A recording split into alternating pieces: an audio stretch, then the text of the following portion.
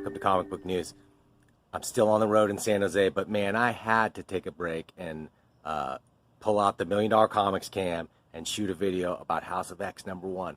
I haven't been this excited about an X-Men book in literally years. So let's go into the $1 Million Comics cam and check out what's going on with House of X #1.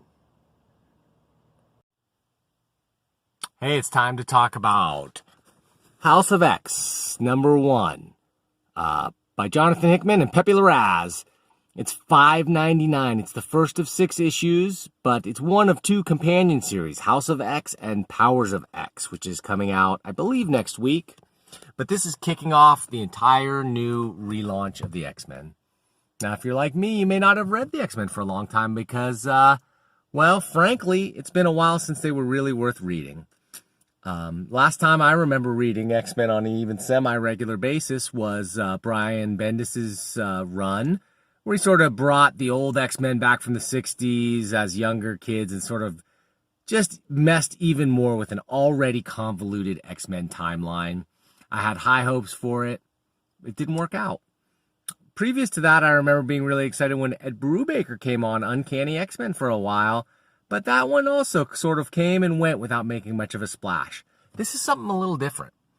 This is Jonathan Hickman. You may know him recently from Secret Wars. He did long runs on the Avengers and Fantastic Four and many other books, including indie books like East Meets West and some other stuff I'm not recalling off the top of my head. But anyway, House of X, this is a brand new relaunch of the entire X-Men franchise, universe of books, whatever you want to call it. They've canceled every single X-Men book, X-Factor, all the spin-offs, and have relaunched with just this book, House of X, and it's reshaping the entire kind of core concept of the X-Men and how they relate to the rest of the Marvel Universe. So in a nutshell, what we've got here is the X-Men, mutants in the Marvel Universe took a big fall in the House of M storyline when Scarlet Witch destroyed most of the known mutants in the Marvel Universe, right? And Genosha went from an island nation of mutants with like 16 million mutants. What's revealed sort of in this issue is that at that time, if that had not happened, within 10 years, mutants were poised to become the dominant life form on Earth. Now, when the mutants were all wiped out, that sort of reset. But now, since then, mutants have been reappearing at an accelerated level, such that it appears that now we've got about 20 years before mutants are going to be the dominant species on Earth. And so they have taken a mutant island, an island called Krakoa. And that'll be familiar to you longtime X-Men fans from Giant Size X-Men #1. It was the island that where the X-Men got kidnapped and the all-new X-Men first showed up to kind of save them and reboot the franchise. How fitting that Krakoa is the setting is so involved with a total reboot of the X-Men franchise, right? The idea is that the island nation of Krakoa is going to be the new nation of mutants. And they've decided, even though they're going to inherit and take over the world, basically, they're going to give the humans a chance. And what's happened is the flowers of Krakoa. There's some really interesting mutated flowers on this island, okay? And these have created 3 drugs. We've created human drug L. This extends, this flower produces a drug that extends the life of a human for 5 years. Another drug, I, this flower produces an adaptive universal antibiotic, so kind of like a super cure for, a bacteria and whatnot.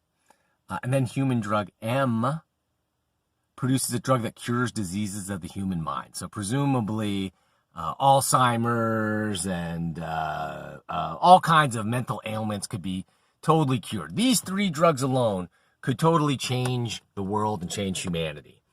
And so the X-Men have decided to, Professor X has created these through his massive worldwide holdings and has made the world an offer. Okay? If you recognize the Krakoa as the home of the mutants, as a nation unto itself. If your nation recognizes them, you will have access to these drugs. If not, you will not. And it's as simple as that. They've decided that, mutants are going to have their own nation, and they're going to try to make the world a better place, and they're going to try and cooperate, but it's not a question of just working with the humans. It's now they're going to dictate the terms, right? So all of the mutants that are remaining have asked for this. And one other condition they've asked for is complete amnesty. So any crimes that have been committed by a mutant should be forgiven, right? And if these terms are accepted, then maybe the world can live in harmony with the mutants. Otherwise, there's going to be trouble. And so how was the comic? Well, it's all set up, but enjoyable setup. There's a lot of these sort of text pages and pieces that offer little clues as to what's coming next. As we look at the island and we look at all the various areas of the island, we can see there's the House of X, presumably Xavier's crew, and the House of M, presumably Magneto's crew. So normally that would have been the Brotherhood of Evil Mutants and the X-Men. Appears they're all working sort of together in this initiative. They've created these drugs, right? And they're going to use that to get the mutants' cause once and for all, right? Whether the world wants to or not. And they've set up a space station that looks like it's built out of, spoiler alert, Master Mold, the giant Sentinel creating machine, right? So they're using this to create all kinds of vast technological doodads. The Brotherhood is still around, right? Still pulling their stuff, but this time they get backed up by Cyclops of the X-Men, who comes to the Fantastic Four and is like, basically, you guys should probably give it up and just let this one go. He avoids direct confrontation, but you can see that things are not going to be great for the mutants and the rest of the superhero world. And it's sort of set up this conflict now where the mutants are really going to be sort of a group and a nation unto themselves. So, House of X, I'm going to give this one a pretty high rating because this is more than just a #1 issue, right? It's not just one series. It's launching an entire new era of the X-Men. And gosh darn it, it made me want to read more X-Men, right? So I'm excited. I'm giving this guy a 7.9. It also made me go back and read one of the new Marvel facsimile editions that came out, Giant Size X-Men #1, featuring the first appearance of the island of Krakoa. I wanted to go back and read this book and sort of remember how it all began with the new X-Men. And man, what really was driven home to me is the difference in storytelling style of modern comics compared to old ones. There's pluses and minuses to both. I feel like dialogue-wise and caption-wise and interior monologue-wise, old comics were a little bit overwritten, right? There's a little bit too much tell and maybe not enough show.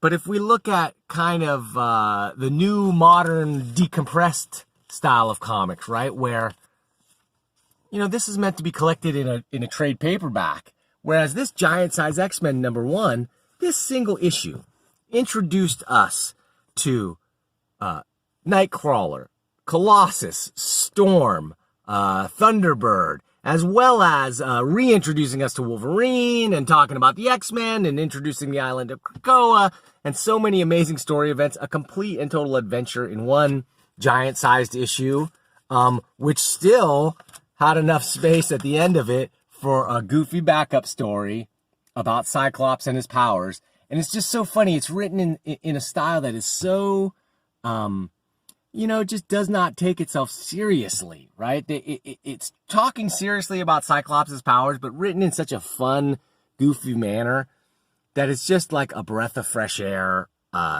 in contrast to the sort of more heavy-handed style of today. I think both of these books are really good books, really good comics of different eras and for different reasons. Do I think House of X is going to live up to the legacy of Giant Size X-Men #1? I doubt it. But what it has done is reignited my interest in the X-Men again. So I'm on board. I'm giving this a solid 7.9. And that's really high. That's about as high as I've done for any mainstream Marvel book in a really long time. This is because Hickman has done it. He's reeled me in. I'm in for House of X. I'm in for Powers of X. I doubt I'm going to read all the spin-offs, the inevitable spin-offs that you know are coming right around the corner. There's going to be a ton of X-Men books again. There's no way they're going to just have a couple of books. In fact, at San Diego this week, they announced another like 6 or 7 X-Men books that'll be coming along, hot on the heels of the first few issues of these books. But that's okay. You don't have to read those. I'm going to read these ones, written by Hickman and sort of manipulating the core pieces of the X-Men universe and bringing them back to prominence in the Marvel Universe. I'm excited for that, and I hope you are too. So, hey, thanks for watching. If you like this video, check out some of my other videos. And please don't forget to like, comment, and subscribe. And thank you very much for watching.